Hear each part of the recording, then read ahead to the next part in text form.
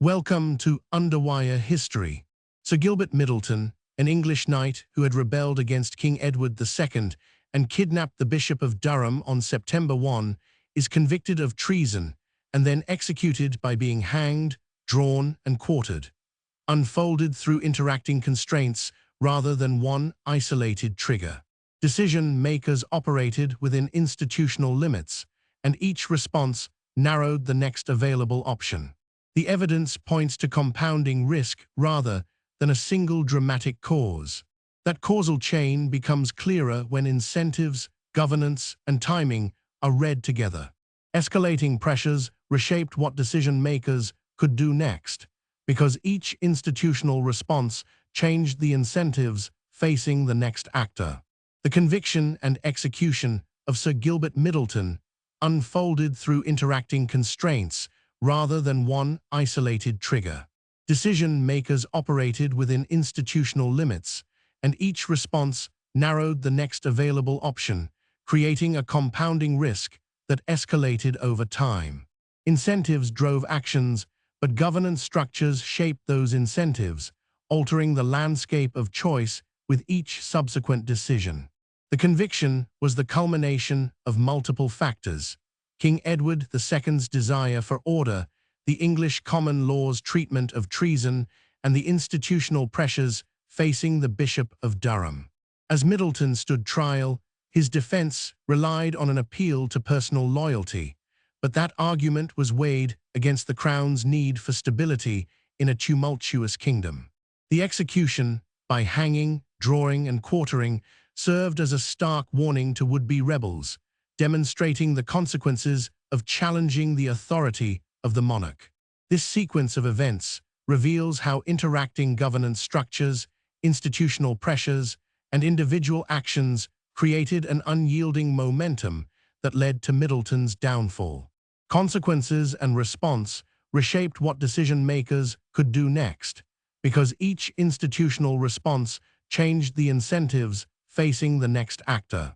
Modern relevance reshaped what decision-makers could do next, because each institutional response changed the incentives facing the next actor. The execution of Sir Gilbert Middleton served as a catalyst for a series of events that would reshape the kingdom's governance structure. As news of the conviction spread, Bishop Anthony Beck, a key advisor to King Edward II, faced mounting pressure from the monarch to take action against potential rebels in his diocese. Beck's response was influenced by the king's demand for stability and the English common law's treatment of treason, which emphasized the gravity of challenging royal authority. The Bishop of Durham, Richard Kellaw, found himself at odds with Beck over the handling of a similar case involving a group of rebels in his own diocese. This internal conflict highlighted the complex web of relationships between the Crown, the Church, and local governance structures. As tensions rose, decision-makers struggled to balance competing interests and navigate the narrow options available to them. The English Parliament, convened by King Edward II, became increasingly involved in addressing the growing threat of rebellion, but its effectiveness was hindered by institutional limitations and factional infighting. In the midst of this turmoil, the nobility began to assert their own influence, further complicating the decision-making process. The conviction and execution of Sir Gilbert Middleton had created a sense of unease among the nobles, who felt that the king's actions threatened their own power and privilege. This unease was reflected in a growing willingness among some nobles to challenge the monarch's authority, either directly or through subtle manipulation of events. Bishop Beck's handling of the Middleton case sparked heated debates within the church hierarchy. The Bishop of Durham, Richard Kellaw, publicly criticized Beck's methods, accusing him of overstepping his authority. Kellaw's intervention highlighted the tensions between the Crown and the Church, as well as the complex relationships between different dioceses. King Edward II, seeking to maintain stability, dispatched a royal commissioner to investigate the claims against Middleton's accomplices. The commissioner's report revealed a web of deceit and corruption that reached into the highest echelons of power in the kingdom. Edward's advisors, including Beck, were accused of exploiting their positions for personal gain, further eroding trust between the crown and the nobility. Parliamentary investigations into the affair exposed deep-seated conflicts within the English Parliament, as rival factions vied for influence and control. The nobles, emboldened by their growing sense of unease with the monarch's actions, began to make their own moves to consolidate power and protect their interests. Some even formed secret alliances, using coded language and clandestine meetings to further their goals without arousing suspicion from the crown. The consequences of these events would be far-reaching, with Parliament's investigations laying bare the extent of corruption within the church and the crown. Bishop Beck, once a trusted advisor to King Edward II, found himself increasingly isolated as the scandal unfolded, his reputation in tatters. In 1326, Edward II's wife, Isabella, returned to England from her exile in France, determined to reclaim her throne and install her son on the throne. She formed an alliance with Roger Mortimer, a powerful nobleman who had grown disillusioned with Edward II's rule, and together they launched a successful coup against the king. Edward II was eventually deposed and forced into exile, while Isabella and Mortimer took control of the government, implementing a series of reforms aimed at curbing the power of the crown and restoring order to the kingdom. However, their actions also created new tensions within the nobility, as some lords saw them as usurpers and began to secretly plot against them.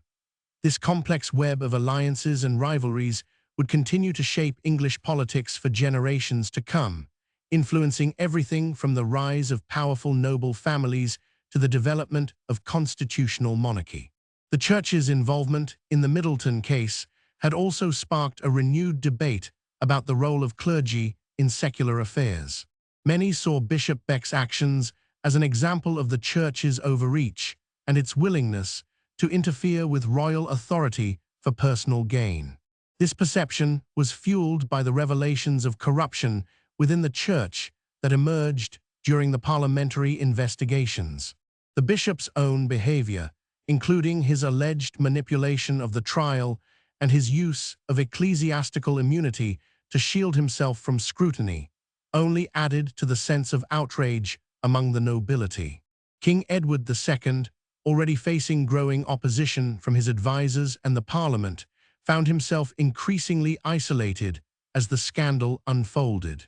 The king's decision to dispatch a royal commissioner to investigate the claims against Middleton's accomplices had been seen as an attempt to placate the nobles and restore stability to the kingdom. However, this move ultimately backfired, highlighting the depth of corruption within the crown and further eroding trust between the monarch and his advisors. In fact, some historians argue that the Middleton case was a turning point in the decline of Edward II's authority, marking the beginning of a period of increasingly factionalized politics within the kingdom. As the king struggled to maintain control, his wife Isabella began to secretly plot her return to power, forming alliances with disgruntled nobles and planning a coup that would eventually overthrow her husband and reshape the course of English history. King Edward II's decision to appoint Thomas of Middleton as an escheator in 1323 had far-reaching consequences, igniting a controversy that would come to define the relationship between the crown and the church for generations to come. The appointment was seen by many as a reward for Middleton's loyalty to the king, but others perceived it as a brazen attempt to circumvent the law and secure the bishop's own interests. As the debate raged on in Parliament, Bishop Beck found himself at the center of the storm, his reputation forever tarnished by the scandal. The parliamentary investigations, led by a committee composed of prominent nobles, uncovered a web of corruption and deceit that reached the highest echelons of power. It emerged that Middleton had been granted a lucrative annuity and various other favors in exchange for his services to the crown, raising questions about the nature of the bishop's influence over the king's decisions. The revelations sparked outrage among the nobility, who saw the affair as a clear example of the church's abuse of power and its willingness to compromise royal authority for personal gain. King Edward II's own advisors were increasingly divided on how to handle the crisis, with some urging caution while others advocated for a more decisive response. As the situation continued to deteriorate, Isabella began to secretly gather support among the nobles, her plans for a coup taking shape as she sought to reclaim her throne and restore order to the kingdom. The parliamentary investigations revealed that Middleton had also been involved in a land-grabbing scheme, seizing properties from monasteries and other church institutions without proper authorization. This added fuel to the fire, further eroding trust between the crown and the church. In response, King Edward II's government launched a crackdown on suspected corrupt officials, including several high-ranking clergy members who had ties to Middleton. The pressure continued to mount as Parliament summoned more witnesses, including several prominent nobles with connections to the bishop. Their testimonies painted a damning picture of corruption and cronyism at the highest levels of power. As the scandal deepened, Isabella's popularity among the nobility grew, her reputation as a champion of justice and reform solidifying. King Edward II's advisors became increasingly isolated from the king, their influence waning as he surrounded himself with Middleton's allies.